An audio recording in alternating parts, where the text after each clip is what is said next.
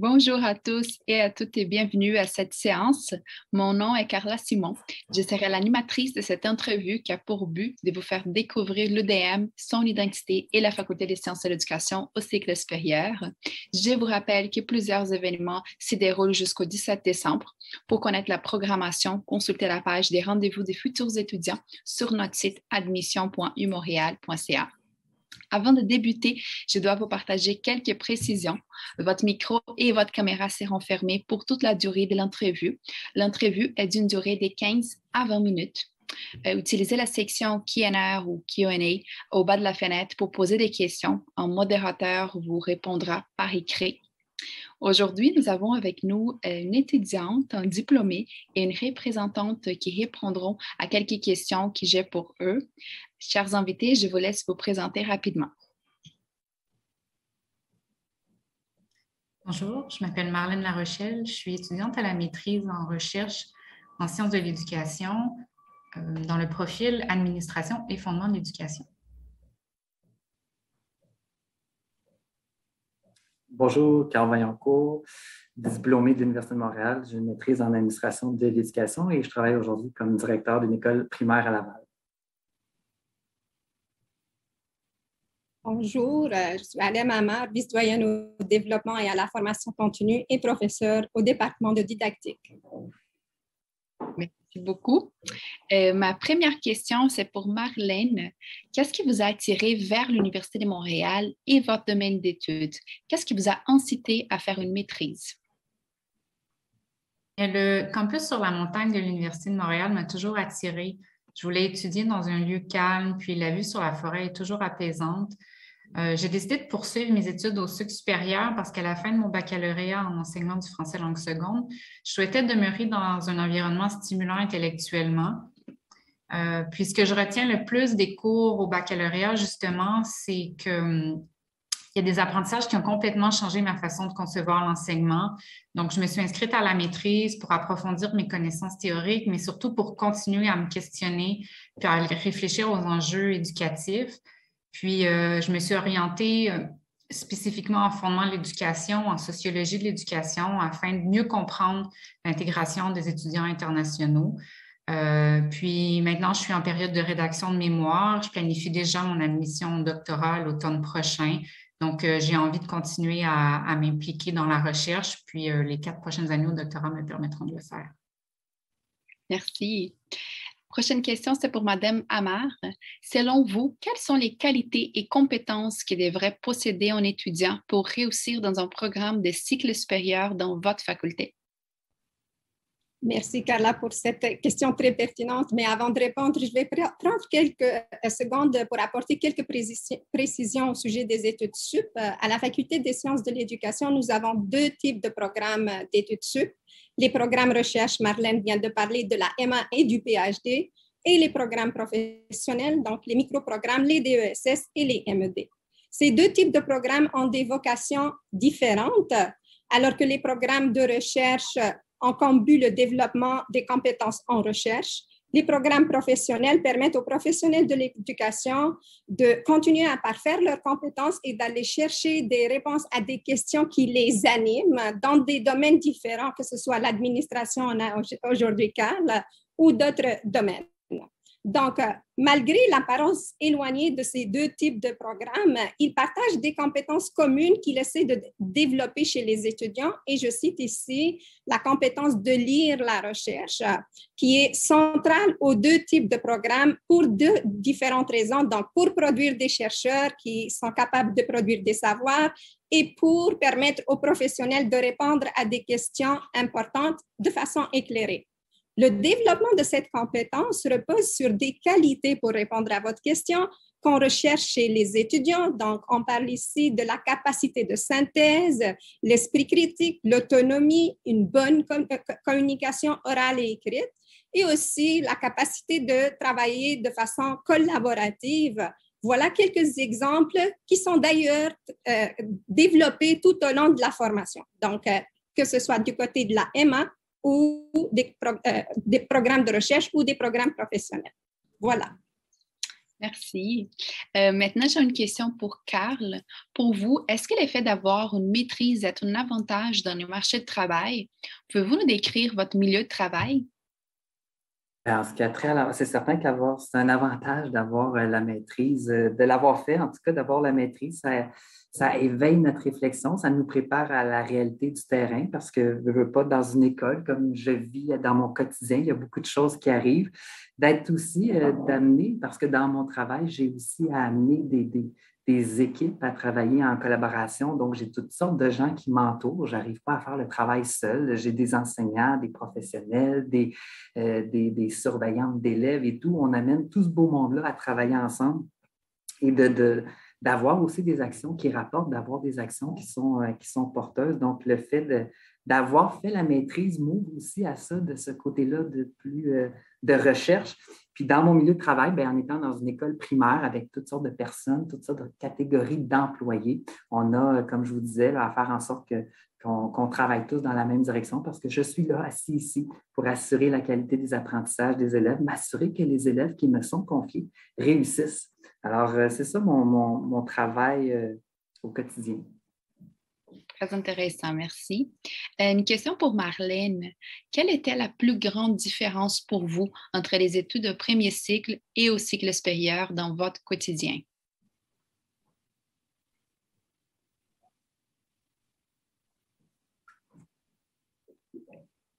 Oui, je dirais que la première année à la maîtrise peut sembler similaire aux études de premier cycle. En fait, j'avais que 2 cours par session, mais j'étudiais autant qu'au baccalauréat avec 6 ou 7 cours.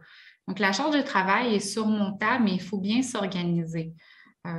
Les textes à lire sont évidemment abondants et complexes, puis les professeurs s'attendent à ce qu'on réfléchisse plutôt que ce qu'on apprenne.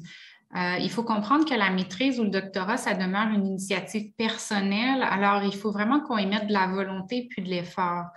Je pense que la plus grande différence avec le premier cycle vient lors de la période de rédaction. À ce moment-là, les étudiants à la maîtrise ou au doctorat ne suivent plus de cours, se rendent plus nécessairement à l'université. Donc, on tombe dans un contexte extrêmement autonome et Mme Amar l'a mentionné, ce développement de l'autonomie.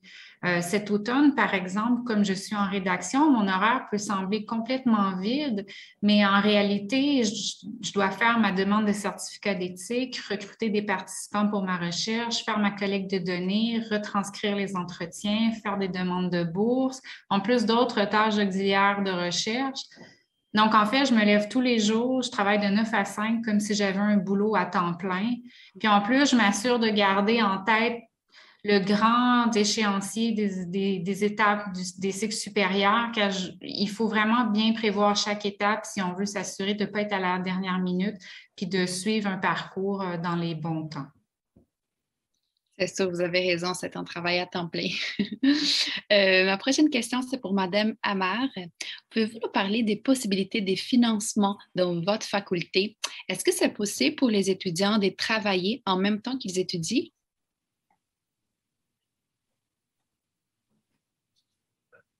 Alors, les étudiants peuvent bénéficier de différentes bourses, que ce soit au niveau institutionnel ou au niveau facultaire. Donc, je vais me limiter aux bourses au niveau facultaire.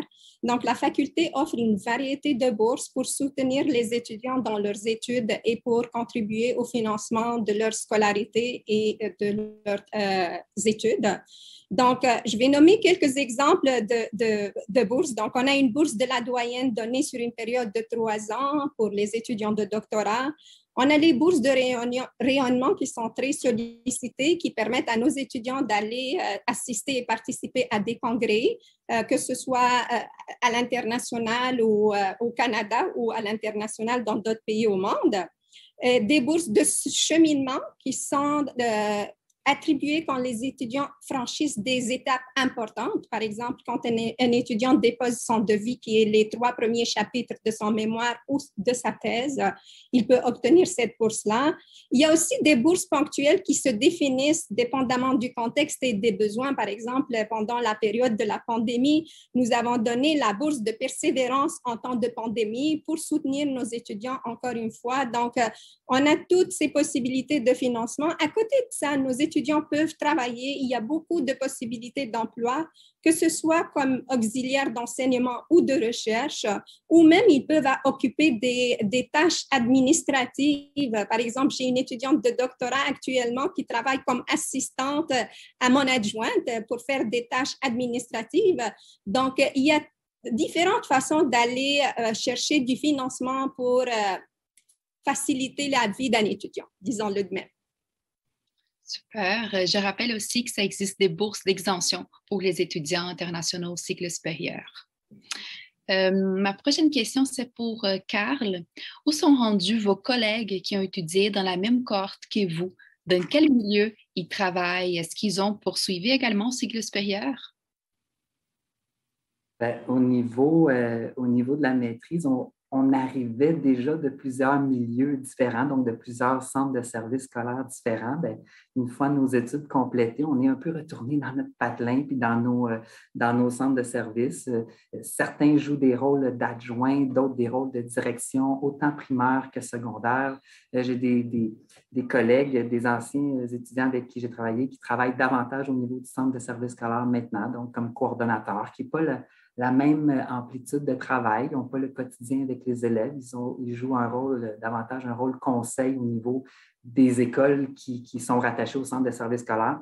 Donc, il y a différentes possibilités, après avoir fait la maîtrise en administration, de trouver dans le milieu scolaire différents rôles qu'on veut jouer.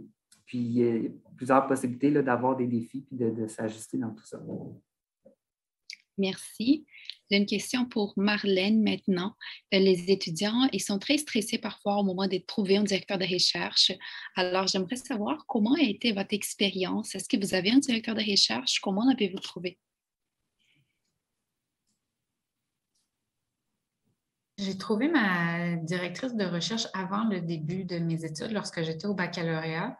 J'ai rencontré quelques professeurs, discuté de mes champs d'intérêt. En fait, Madame Amar, que je connaissais déjà, que j'ai rencontrée au cours de mon baccalauréat, m'a orientée vers le département de fondement de l'éducation suite à plusieurs discussions sur mon sujet de recherche. Donc, c'est plutôt l'objet de ma recherche qui a guidé le parcours.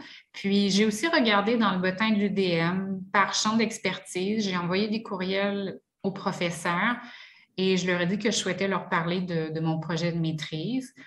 Et après avoir fait quelques rencontres, j'ai finalement demandé à la professeure Adriana Morales si elle acceptait de me superviser parce que je me sentais très à l'aise avec elle. En fait, je sentais qu'on partageait la même vision de l'éducation, puis la conversation était très simple entre nous deux. Elle a aussi accepté de m'accompagner dans le processus de demande de bourse, un processus qui est parfois long et complexe. Puis maintenant, Mme Mme Morales est en congé de maternité. Donc, j'ai également une co-directrice de recherche qui est la professeure Joëlle Morissette. Et puis, j'ai connu Mme Morissette au tout début de mon parcours de maîtrise. Donc, elle était professeure. Et on a rapidement travaillé ensemble sur un projet de recherche. C'est elle qui m'a approchée parce que je me démarquais particulièrement par ma participation, par mes réflexions dans les cours à la maîtrise. Et je dirais que j'apprécie vraiment son encadrement parce qu'elle donne beaucoup de rétroaction, elle est disponible, puis elle m'amène à donner le meilleur de moi-même. Je peux compter sur ses conseils, son appui. C'est quelque chose qui est très important pour moi dans mon parcours aux études supérieures. Merci. Une question pour Mme Amar. Je sais que vous avez plusieurs étudiants internationaux à la Faculté des sciences et de l'éducation. Alors, je me demandais quelle est la valeur ajoutée d'avoir des étudiants qui viennent de partout dans le monde. Est-ce que votre faculté offre de l'accompagnement aux étudiants internationaux et non francophones? Donc, Carla, comme tu le sais, à Montréal, nous sommes au cœur de l'internationalisation. Donc, à la faculté, nous avons pris en compte cette réalité. Par conséquent, nous sommes tournés autant vers la société québécoise que vers la communauté internationale. Donc, et nous accordons une grande importance à l'accueil des étudiants internationaux dans le but de contribuer au développement de l'expertise et des compétences endogènes de leur pays respectif. Ça, c'est notre but principal. En même temps, Nous savons que les étudiants internationaux, la valeur ajoutée, c'est qu'à travers les problématiques qui les animent, enrichissent nos formations et amènent un autre éclairage qui permet à nos étudiants locaux d'avoir une vision plus englobante et plus large. Et ça, pour la Faculté des sciences de l'éducation, c'est très important, c'est d'une extrême importance. Notre faculté est sensible à la réalité de cette population étudiante et se dote de façon assez continue et systématique d'outils et de services pour bien accompagner cette population étudiante. Carla, tu le sais, tu es une étudiante internationale. Moi aussi, j'étais une étudiante internationale.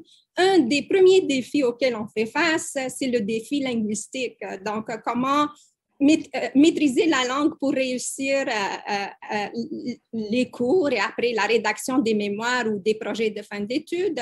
Pour ces raisons, notre faculté offre gratuitement aux étudiants internationaux des cours qui leur permettent de parfaire leur écriture scientifique et de se familiariser avec beaucoup d'enjeux associés aux études supérieures et pour les aider à mieux s'intégrer. Donc, ceci n'est qu'un exemple de service qu'on offre aux étudiants internationaux pour les aider dans leur parcours et dans leur intégration à notre faculté et à la société québécoise. Voilà. C'est super d'avoir ce type d'aide, effectivement. Et je vous rappelle aussi qu'on a un programme de francisation pour les étudiants internationaux non francophones qui ont les niveaux B1. Ça leur permet de passer du niveau B1 au B2 dans 4 mois. Vous allez trouver plus d'informations sur notre site Internet. Merci, Alain. La dernière question, c'est pour Carl. Est-ce qu'en démarrant vos études, vous aviez une vision claire d'où vous seriez aujourd'hui?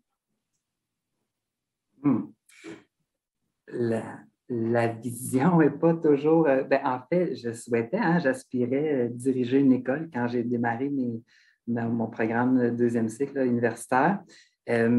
Ce que je me rends compte aujourd'hui, c'est toutes les possibilités que j'ai maintenant. Une fois que j'ai ça en poche, que j'ai ces outils-là de formation, bien, comme je vous disais un peu plus tôt, il y a différents rôles qui peuvent être joués dans un centre de service scolaire. Et maintenant, c'est ce que ça me permet de voir. Bien, aujourd'hui, je fais mon travail de direction d'école, mais il y a d'autres portes qui pourront s'ouvrir éventuellement, une fois l'expérience acquise, une fois les défis relevés pour aller vers d'autres choses. Donc, c'est sûr que notre vision évolue au fil des années, mais c'est parce qu'il y avait aussi une bonne préparation. Super, merci. Et avant de finir, Madame Amar, vous avez peut-être un dernier message à passer? Oui, merci Carla. Donc, je m'adresse aux étudiants qui nous suivent, qui nous écoutent aujourd'hui. Merci de l'écoute. Je profite de cette occasion pour vous dire le suivant. Si vous hésitez entre différentes universités, je vous invite vivement à joindre la Faculté des sciences de l'éducation de l'Université de Montréal pour différentes raisons, mais je vais me limiter à une aujourd'hui qui est très importante. En fait, la Faculté des sciences de l'éducation a refait ses programmes de recherche l'année dernière et est en train de finaliser la révision de tous ses programmes professionnels cette année qui vont être implantés à partir de l'automne 2022. En plus de réviser des programmes existants performants comme orthopédagogie et administration, nous aurons plusieurs nouveaux programmes en enseignement des langues secondes, en littérature jeunesse, en enseignement supérieur, en numérique et j'oublie, on a une belle variété de programmes qui répondent à des besoins ponctuels, actuels et fondamentaux. Donc, venez nous joindre et on saura vous accompagner durant votre formation. Merci. Super. C'est ce qui conclut l'entrevue. Merci énormément, chers invités, pour vos partages et merci à vous, à la maison, de votre attention. L'entrevue sera disponible pour rediffusion sur la page vidéo sur demande du site de l'admission. Nous tenons à vous rappeler que les entrevues de la montagne s'y poursuivent jusqu'au 17 décembre. Et je vous rappelle aussi que cet hiver, des séances d'information vous seront offertes afin de découvrir les programmes qui vous intéressent plus précisément. Ce sera l'occasion idéale de poser vos questions aux responsables des programmes. En attendant, pour en savoir plus sur les programmes, consultez les sites admission.umontréal.ca et notre page vidéo sur demande. Suivez-nous sur Instagram @umontréal.futurétudiant où plusieurs ambassadeurs des différents programmes vous partagent leur expérience à l'EDM. Merci et à bientôt.